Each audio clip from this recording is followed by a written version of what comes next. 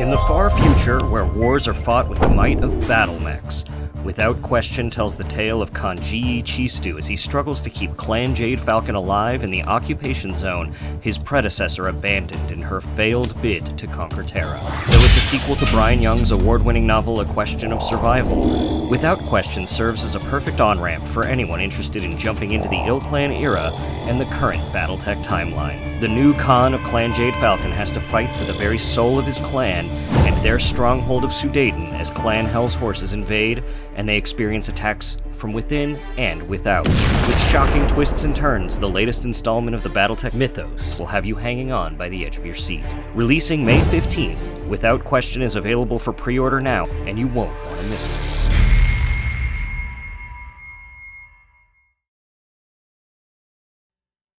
Hey everyone, welcome to another Tuesday Newsday. Excited to have you guys here in chat. We've already got 93 people in chat. Tyler, you are a hot commodity.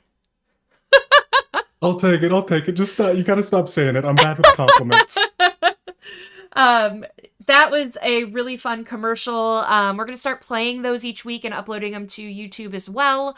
Thank you so much, Brian Young, for making that for us. He's going to be doing a bunch of commercials for us coming up, so there's a lot to come. So thank you so much for that. Without Question is available for pre-order. We'll play the commercial again at the end of the episode. But hi everyone, I'm Rem. I'm the Community and Marketing Director for Catalyst Game Labs. I'm on here every week talking on Tuesdays about all the news, updated news for Catalyst. Sometimes it's more organized than others because that's just the way we work. It's ready, shoot, aim. That's what we do here at Catalyst, as Tyler well knows at this point.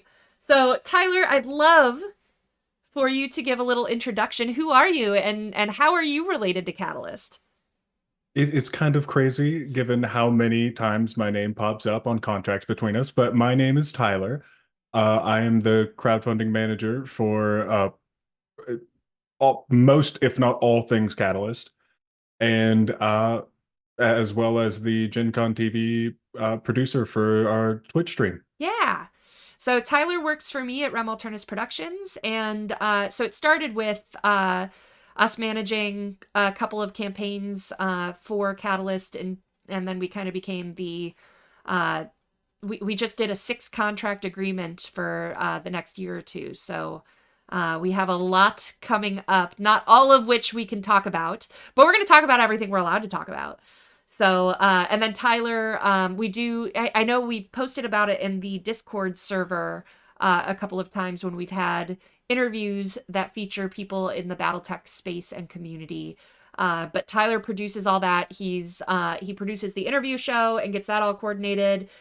He also is the tech producer and part of the cast of Shadowrun Emerald Glitch that plays after the interview show every week. So I don't get to say it often enough, Tyler, but thank you for all the work you do.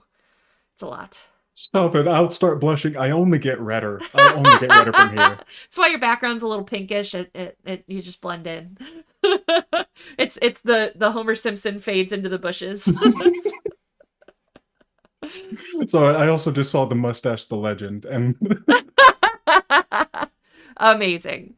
Well, you guys, feel free to put questions in chat. You know that in the last 15 or 20 minutes or so, we will answer questions of me and Tyler. But you know, your name is whispered across the internet in terms of the person who is the go-to to help with all things Catalyst projects. And we know it's not always easy. It's a lot of behind the scenes and a lot of thankless work. So I wanted to get you front and center with people to meet you and talk about some of the work and challenges and experience that you've had with working on these Kickstarters. So let's do that. A couple of announcements before we get started.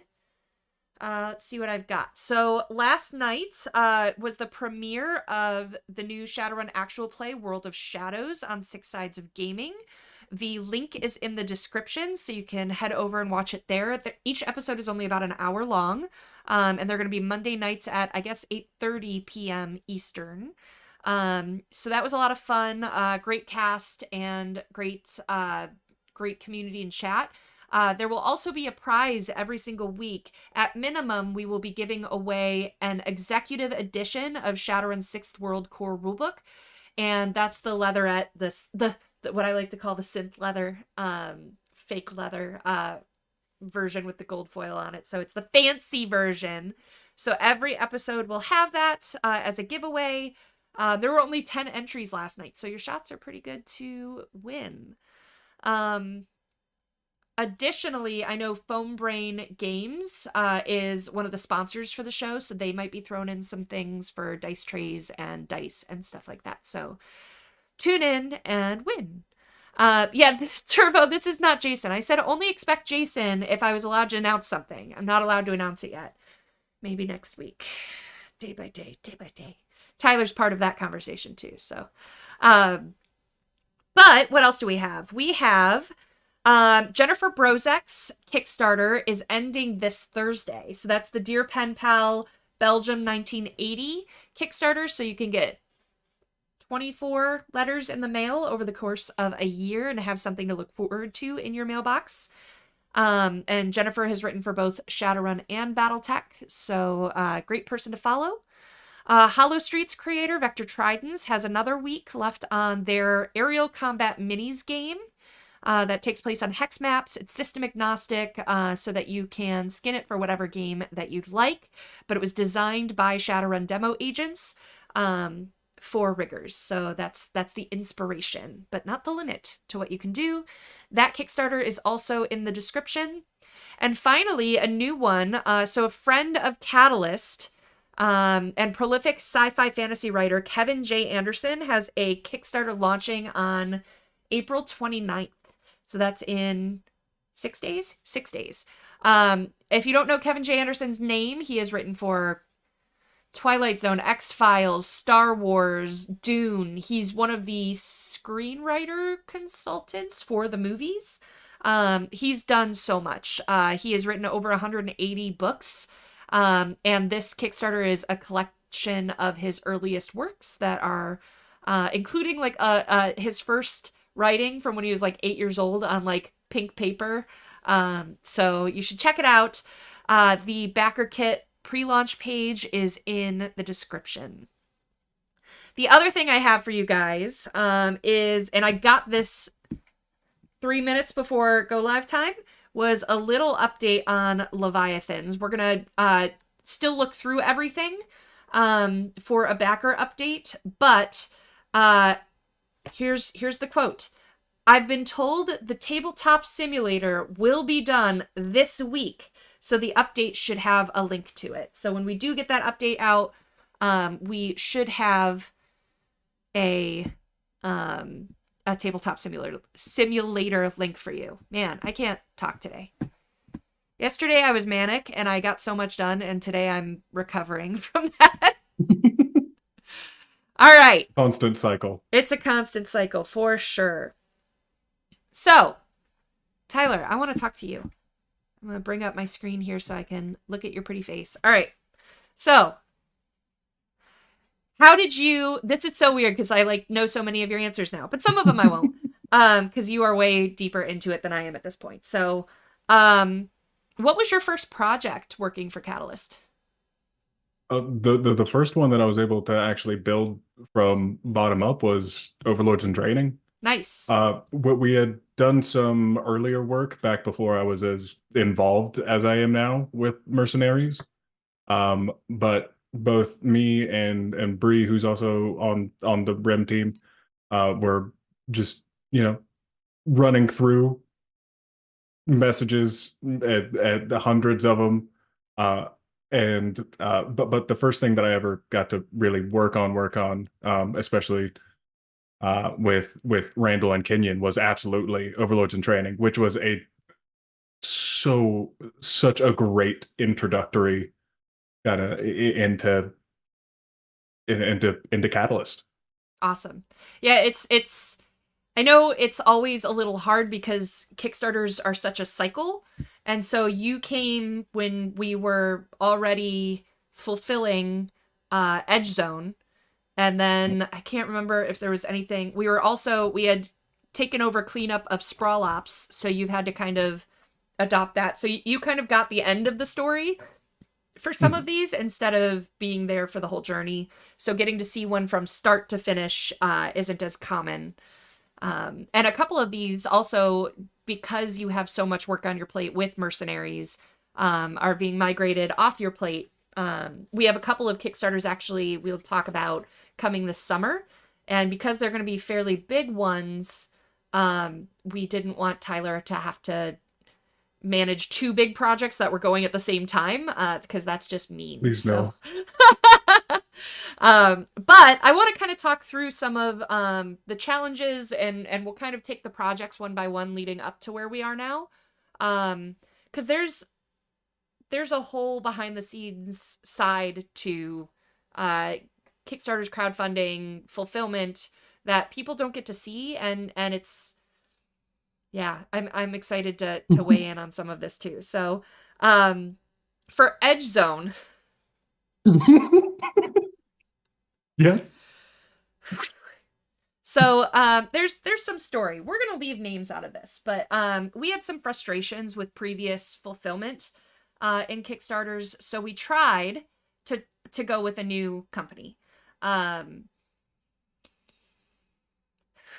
Some companies have a great sales pitch, and that's it. So we had some challenges. Do you care to tell some of the stories of the challenges of fulfillment with Edge Zone? And keep in mind, if I have to stop myself, it's because I'm trying my best not to say the name, because it only gets funnier from that. It was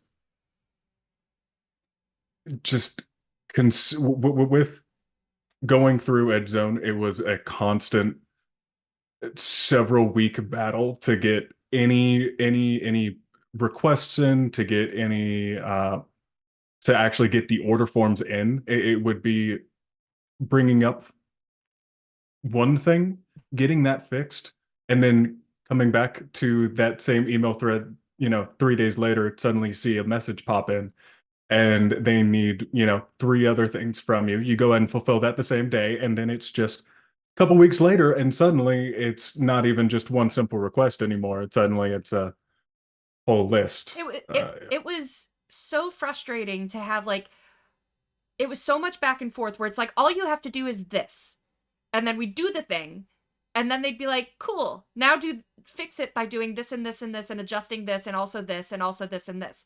And it was so much back and forth that we would get on a call with them and be like, this is it, right? Like, there were even times we'd be so frustrated, we'd bring Lauren in, and Lauren would be like, this is it, right? And then, like, nothing else. Still weeks and weeks and weeks would go by of fixes and updates. I don't know if our contact just didn't know the system that well, didn't know what to ask for.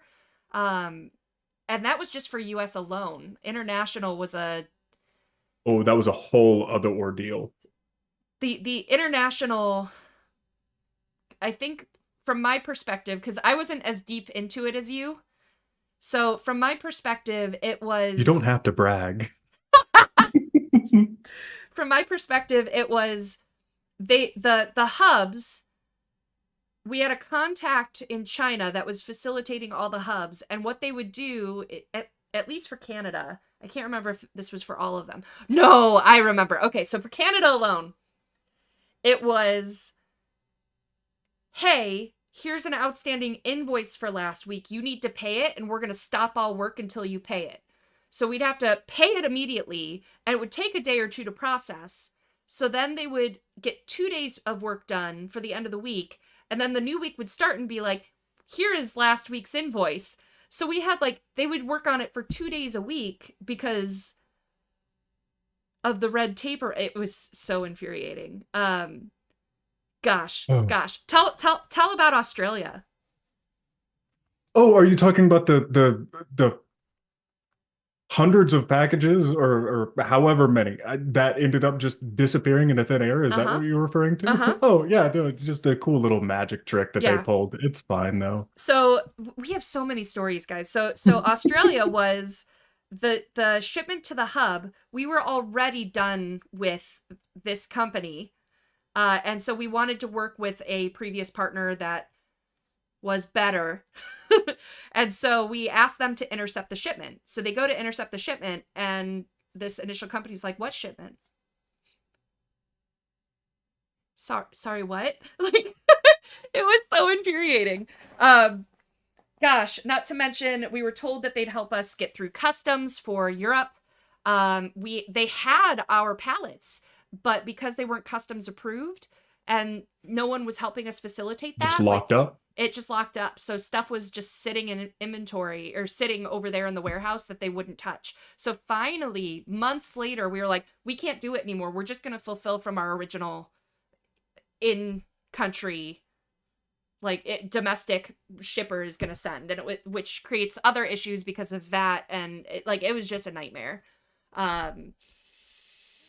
So that one was a fun one. Oh. And our best story, we forgot our best story. I knew. There are actually two of them about the packages themselves. Go ahead, Tyler. You share the gold. I believe it was on a refulfillment. Am I right? No. This was on initial fulfillment of Edge Zone. We have a backer who, instead of getting their, I think they had the first pledge up, from the base tier, and instead of receiving, just their core game and all their bonuses. Instead of that, they received a full package of Quest peanut butter cups. It somehow ended up with the sticker for their order in their fulfillment house. How does this happen? And weren't they vegan too? They were vegan Quest off-brand Reese cups. They weren't vegan. I think Quest is just supposed to be the healthy brand, so it's healthy peanut butter cups. Wow. I'm still befuddled though. And then there was the case of shipments that went out in boxes that were way too big with no packing material. So the amount of damages we had to then replace. It was just a nightmare. Like it was an awful experience for everyone. The trick too, in my learning, I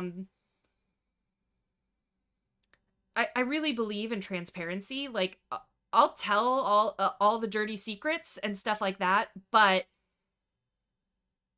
what ended up happening to us in this case is there were so many issues that the transparency just started looking like excuses, and it was incompetence. It was flat out incompetence, and we were in the middle of it, and there nothing we can do.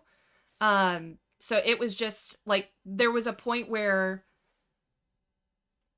because of all of the back and forth with just getting the reports uploaded, where we're like, yeah, everything's at the warehouse, and we told everyone it's ready to be distributed, and then we just sat on it for months because we couldn't get it through. We couldn't get the paperwork through. So people are like, how long does it take to do this? And it's like, theoretically not that long. Yeah, preferably not that long. But believe me, if it was just as simple as shooting over a few addresses, and it should be that simple. It very well should be that simple, of just shooting over some names, addresses, and what you're getting, then yes. There were also precluding before your time, before even my time, there were two projects that we fixed up. That was Sprawl Ops and Centurion. We used a different company for both of these. And problem number one with Sprawl Ops was that somehow shipments got duplicated for all US backers. So they got 2 copies of everything, which meant there was no longer enough to fulfill for Europe and the rest of the world. Which meant that we were placing, Catalyst was placing new orders for this stuff and offering, for any, good community member that wanted to hand theirs back in, we'd pay shipping and whatever to get more product to fulfill to the backers. records were not well kept by the fulfillment company. So it ended up being like, if you're missing something, tell us and we'll fix it. So that one took months to clean up as well. That nobody wanted to touch. So we cleaned that one up. And then Centurion, the first wave of that one, people got sprawl ups that didn't order sprawl ups. So one of our teases now in meetings, Mike likes to bring this up like in every time we talk about fulfilling a Kickstarter, are they going to get off-brand Reese cups or are they going to get sprawl ups? It's one of the two. We only have those two things. I'm so sorry. We've actually swapped all of our distribution. Everyone who's on Mercenaries is now get the decision. Sprawl ups or peanut butter cups. Well, and so this is why, like, because those two Kickstarters, we wanted to go with someone different for Edge Zone, and that just bit us too. So like, just so complicated. I felt, because at first I was like, yeah, let's go in, let's find a new one, and I got all of these pitches, and I had all of these meetings with distributors, and this was the one. I'll eat it. Like for Edge Zone, I chose that one because they had a really good sales pitch, and like, my tail was between my legs by the end of that, where I was like, I'm not going to fight it anymore because, like, I don't know what the right answer is. And sometimes that's all they have. Yeah. So from there, what else did we start to get into? Let's talk Mercenaries. So as part of when I was hired by Catalyst, Lauren wanted me to manage the Kickstarter. So for those 30 days, for the first 6 months, actually, I did a lot of that management. I brought in people like part-time help here and there for, like, and Tyler, you were one of those too, where it was like, cool, we have 1,200 messages. I need help. I can't get through all that. And so finally, when that started to die down, we transitioned that to you. Mercenaries has been just, dear Catalyst, please no more 400 SKU Kickstarters. Please stop adding fun little giveaways. Like, yes, it's great for the community, but like, it's so hard on the back end to get it all in there, to get the dimensions for everything, to get SKUs assigned, to get the exports done and sorted in a way that's helpful. I remember, just weight, but also dimensional weight. Yeah. You know, you got to keep both of those. I remember you saying, we were on a meeting where you had to download one of the files, and the file's so big, we were on for like 15 minutes. You're like, it's still loading. I'm still trying to open it. Hold on. Which, I mean, it's not even on my computer. It just takes Backergate servers a bit to actually get it, you know, sent over. But still, it's insane. So, I want to talk a little bit about Mercenaries now. How you feeling, buddy? Having a great time. have you put in enough experience to level up in your Excel capabilities? I'd like to think so. I'd like to think so. Although I do have I gotta be honest, I have a folder in my email that is just delightful backers who I've been able to help and send me just the sweetest messages. And I probably open that up 10 to 12 times a day just to go over, read one, and just, all right, I'm doing okay. I'm doing okay. It's a hard job. It's behind the scenes. There's so much pressure. And I think one of the things too is if there's one thing, you know, to ask the backers for is keep in mind, like, Catalyst is not managing it. Tyler is managing it.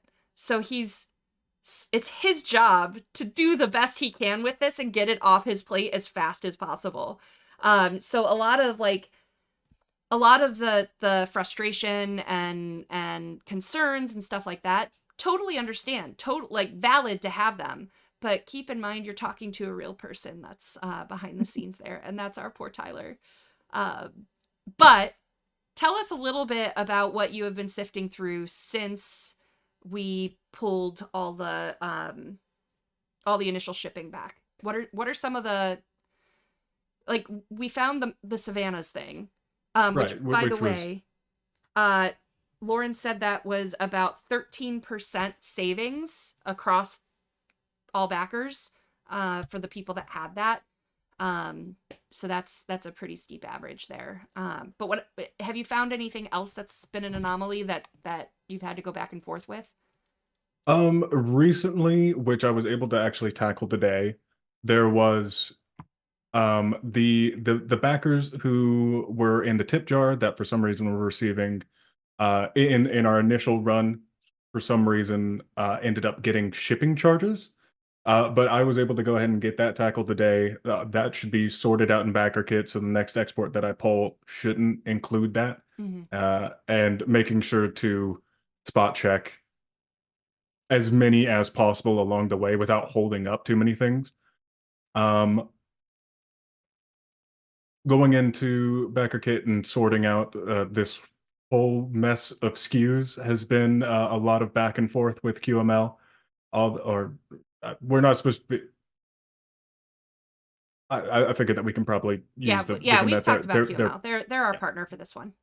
mhm. We just don't And want to bash the previous.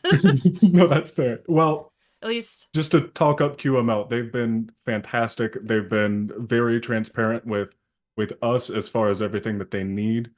And I've been going through BackerKit, getting all the correct SKUs routed to where they need to be. So in the first one, they were just manually done, but now they should be automatically on export. Save us a good bit of time, save them a lot of heartache. good.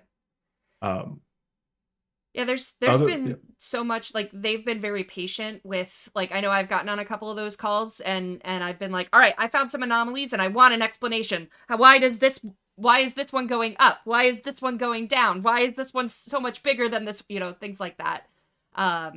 So they've been very patient as we've worked through all of that.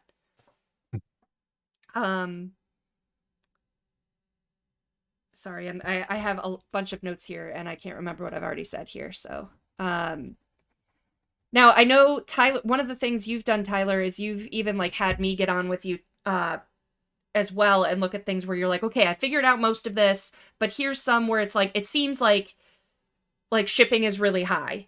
So let's look at this together and things like that. So Tyler's spot checking, like he's worn like different hats as he's looked at the data and tried to find like, okay, in this scenario, like who has shipping? Let me try to find who has shipping that's like half the cost of their entire order. And why would that be? So we found some that are like shipping to, we found one or two that were shipping to Israel.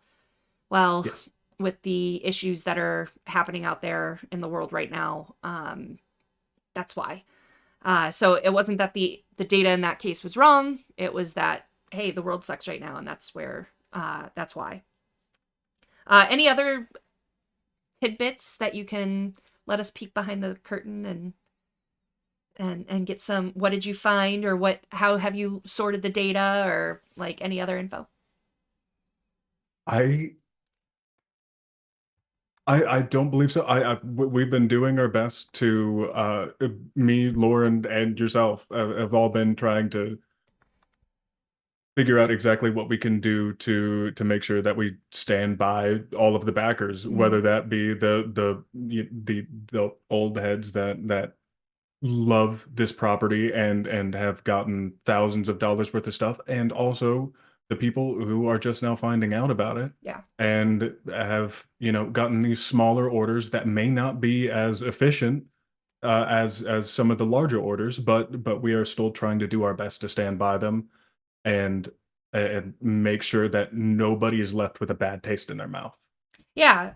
One of the things that I talked to Lauren before we hopped on, because he knew I was going to be talking to you, and was like, hey, here's some extra info or stats that you can give.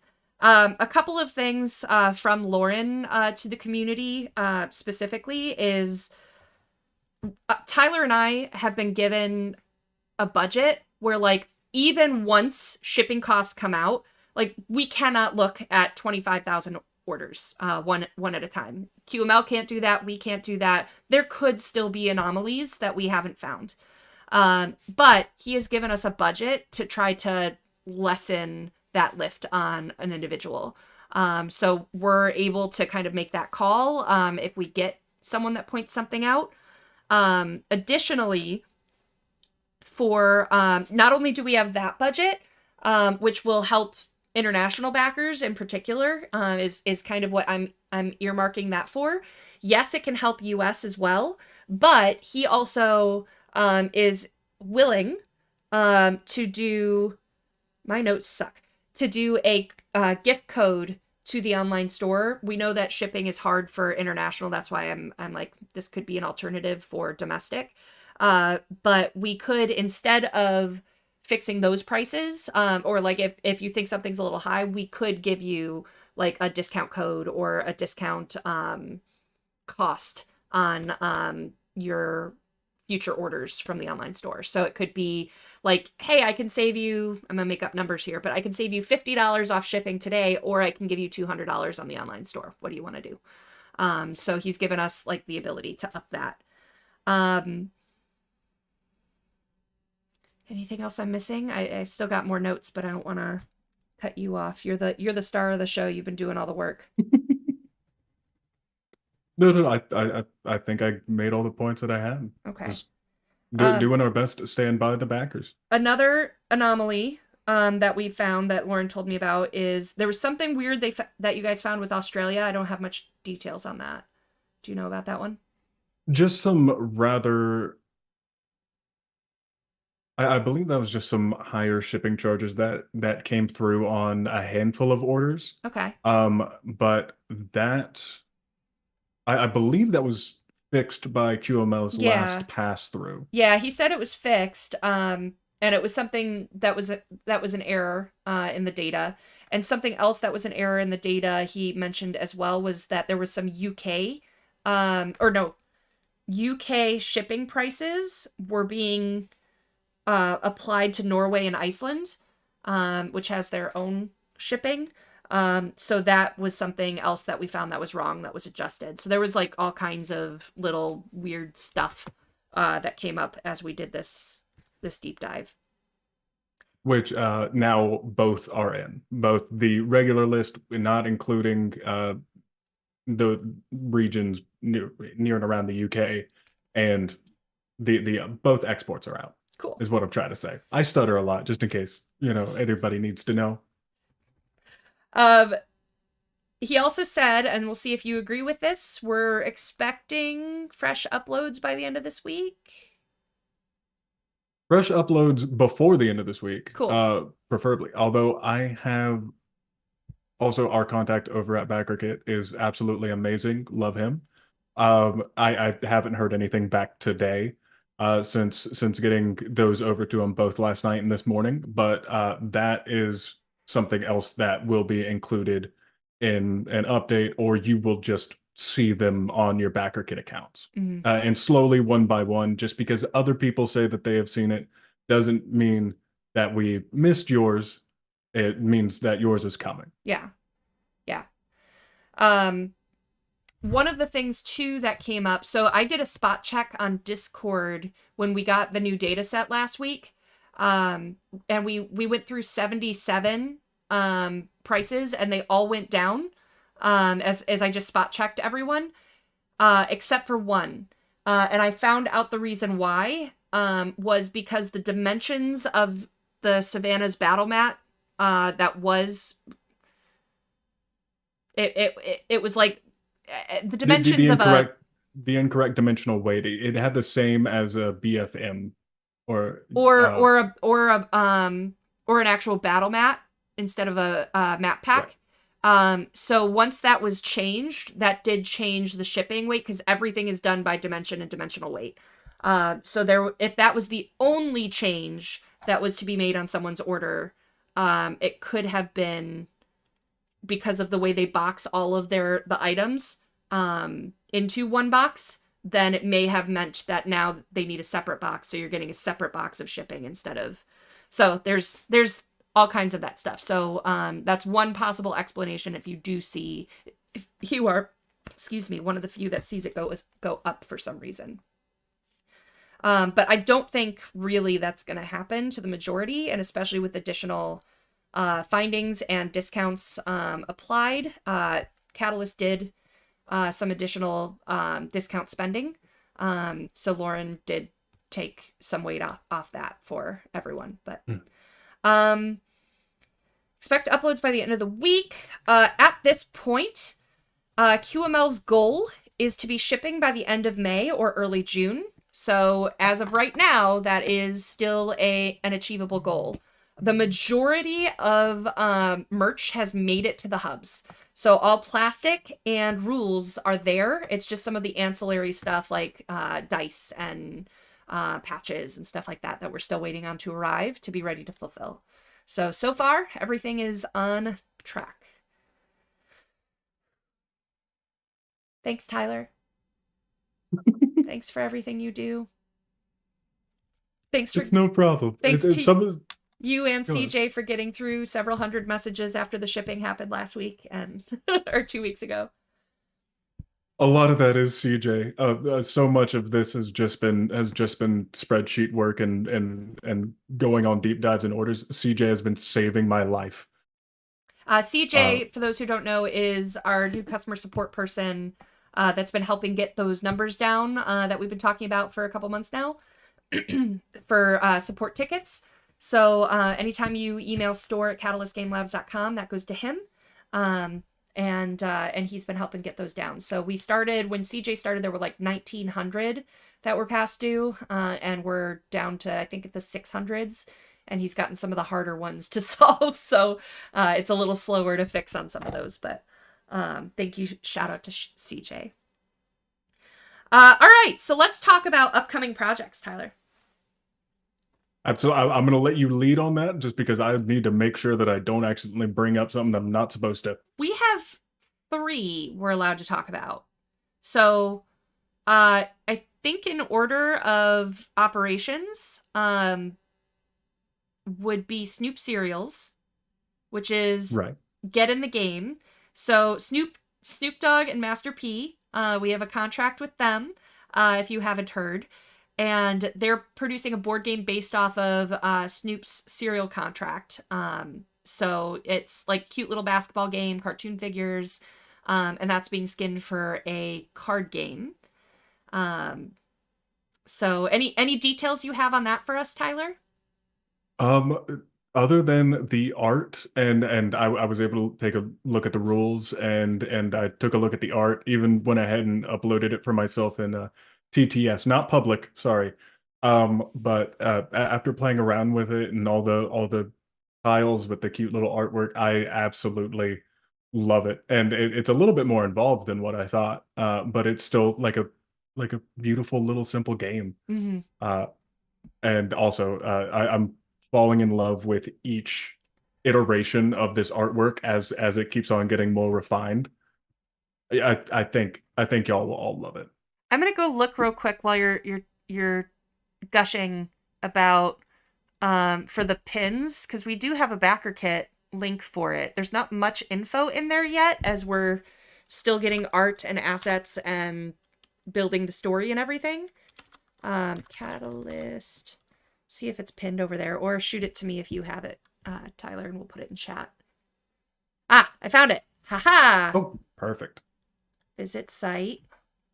Copy. Boopity boop. There's the Snoop Cereals one. So the next one we have to talk about is Runefire. Right. Okay. Runefire, I actually don't have that much information on currently, but from what I'm hearing, it's been really fun to play through all the play testing. Mm-hmm.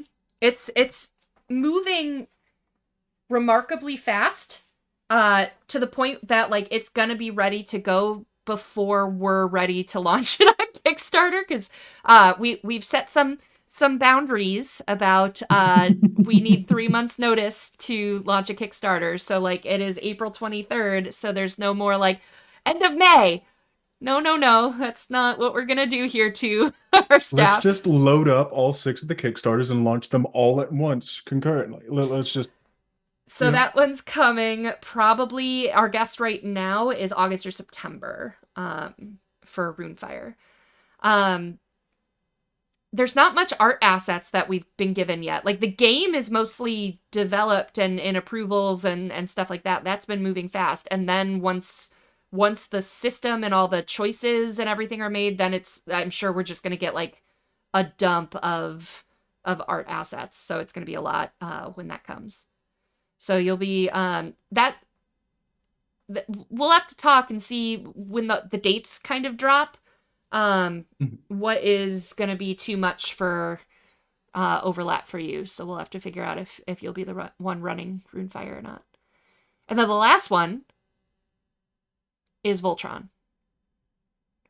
God, it was down between 2 that I was pretty sure, and I was like, oh, okay. Yeah. So Voltron will be this year. We're thinking October for that one as of right now. And this one, it was the Kickstarter plan is for the RPG, which is going to be 2 different books. So if you want the old version of Voltron, there will be a book for that. If you want the new Netflix version of Voltron, there will be a book for that. And then we're also designing a board game in the board game division that's kind of separate from that. But I think we're talking about adding this alongside the Kickstarter or releasing it, but also making it add on the Kickstarter. I'm not real sure yet. Do you remember what was said? I can't. I have something about approvals. Oh no, I think it may have been like specialized game pieces. It's still very much in the air. But maybe some, exclusives for folks who really dive deep into Voltron. Cool.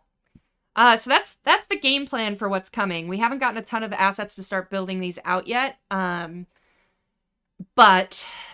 we've got our work cut out for us, Tyler.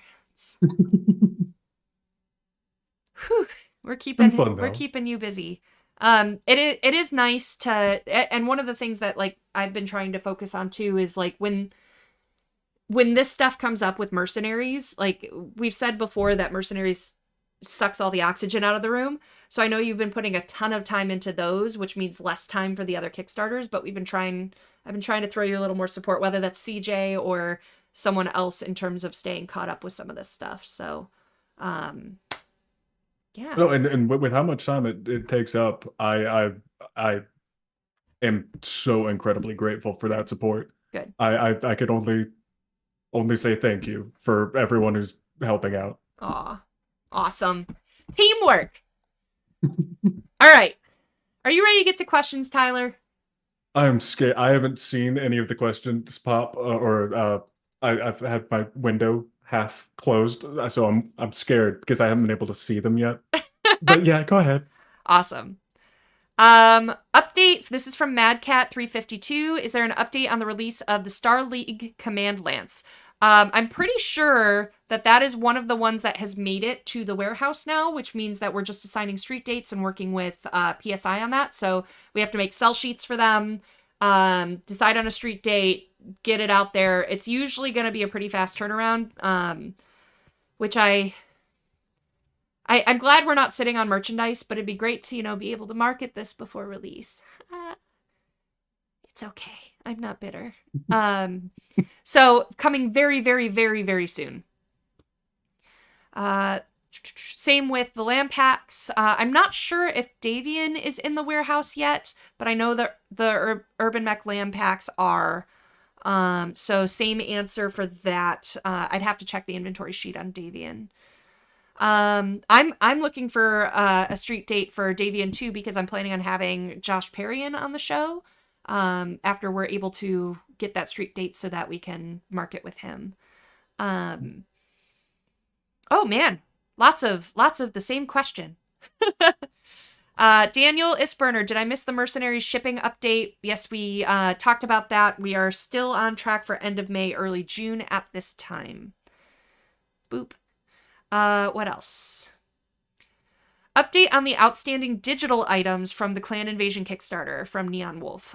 So I have a new, because Tyler is drowning in Kickstarters, I do have a new hire who is going to be working on Clan Invasion, which means sorting through the custom character stuff and getting a list of everything that's still outstanding, including any dice credits that haven't been applied, things like that.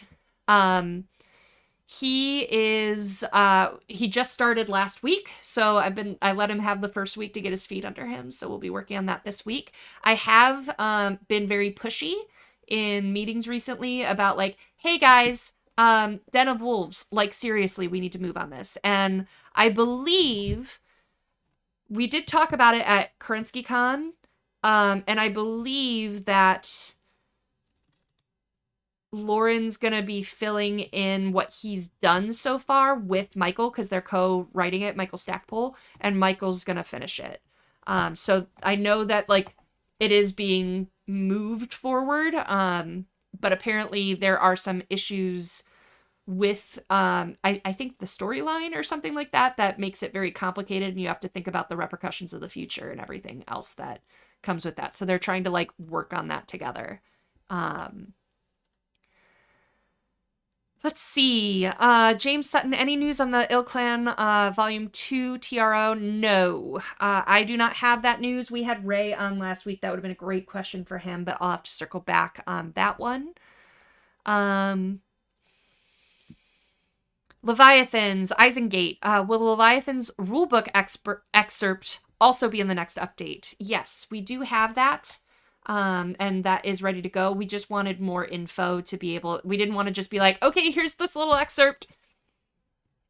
Thanks. We wanted to, especially with how close it seemed that we may end up having finished pages coming up. It felt kind of cheap to just throw out, oh, well, here is a snippet about Russian ships, or we want to make sure that if people are getting notifications, people are getting those, we want to be able to serve them up something that they can actually, sink their teeth into. Yeah, something meaningful.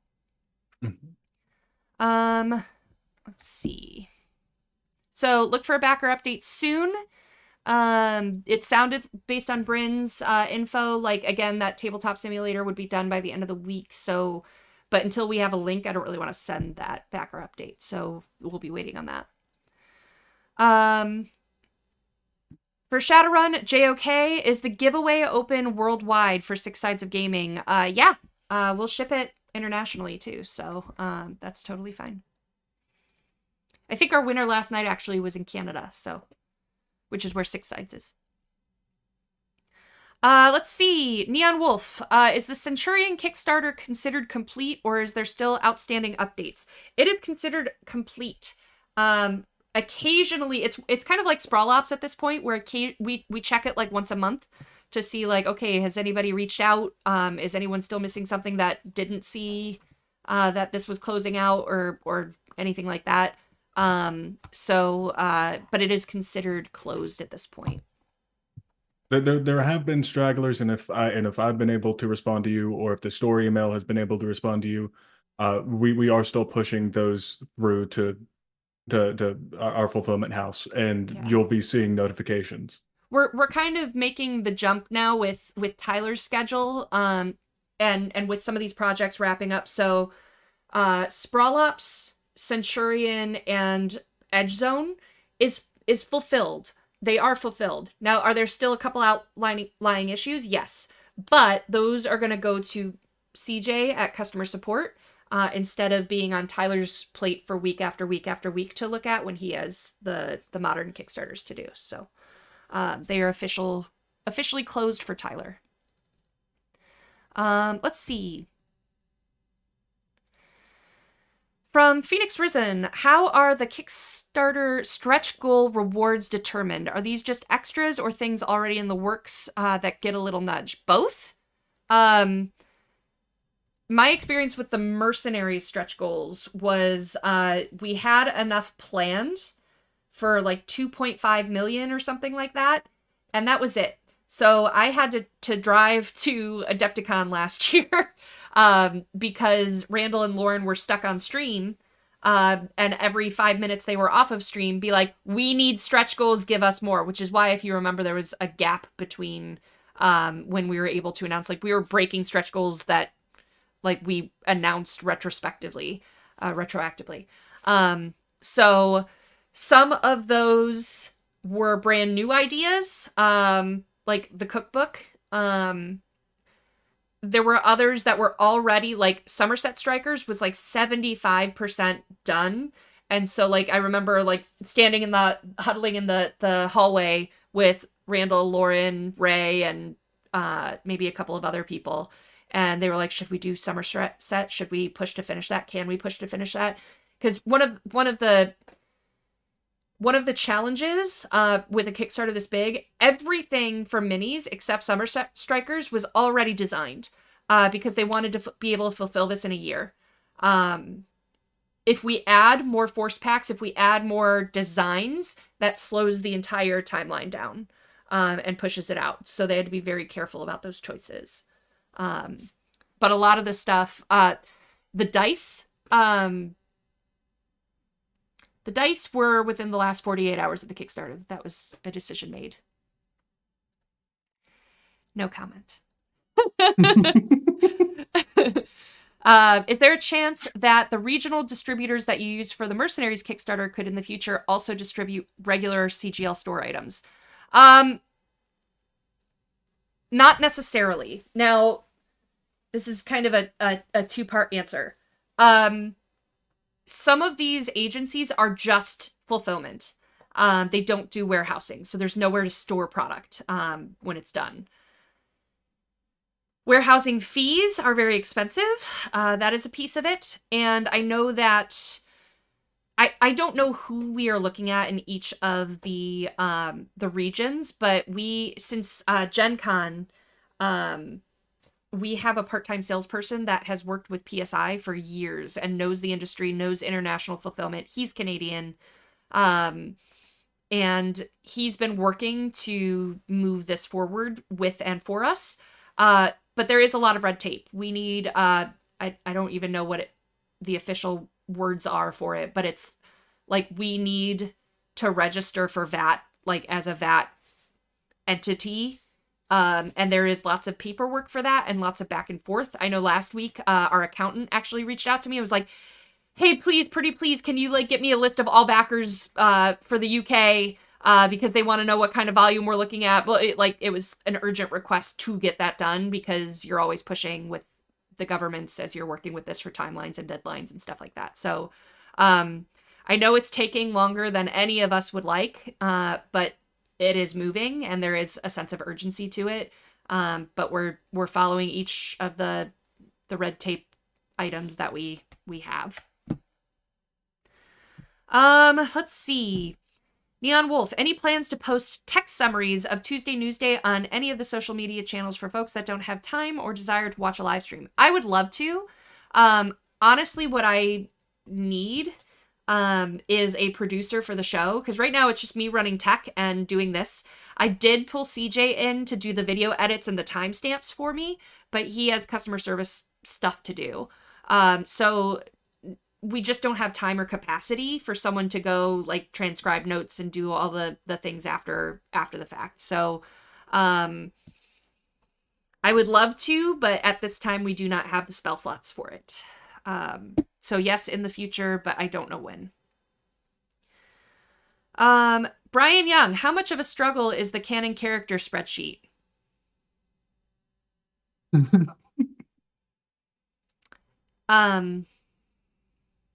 Let's give, the public answer.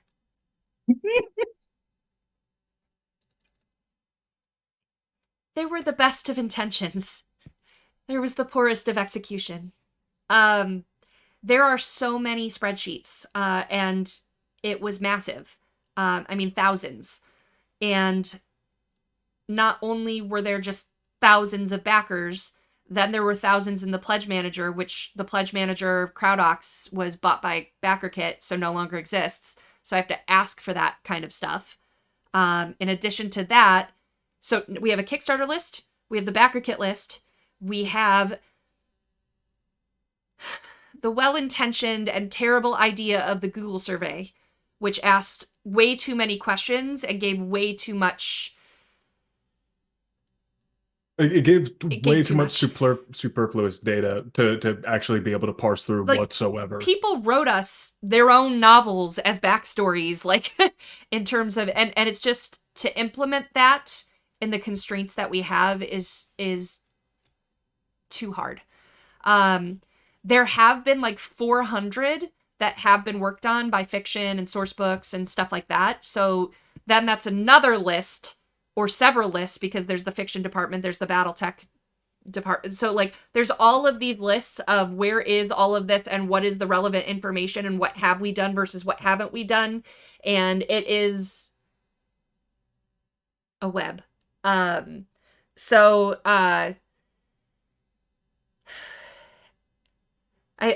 can feel in chat the person that's going to be managing this stressing out.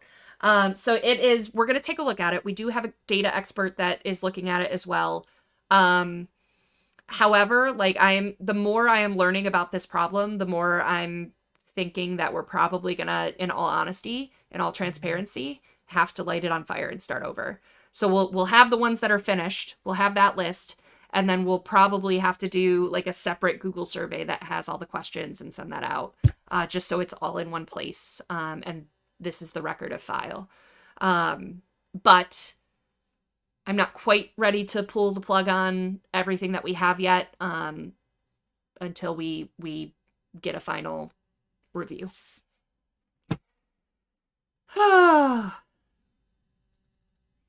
Spectre, does BackerKit hate us because of all the SKUs? No, okay.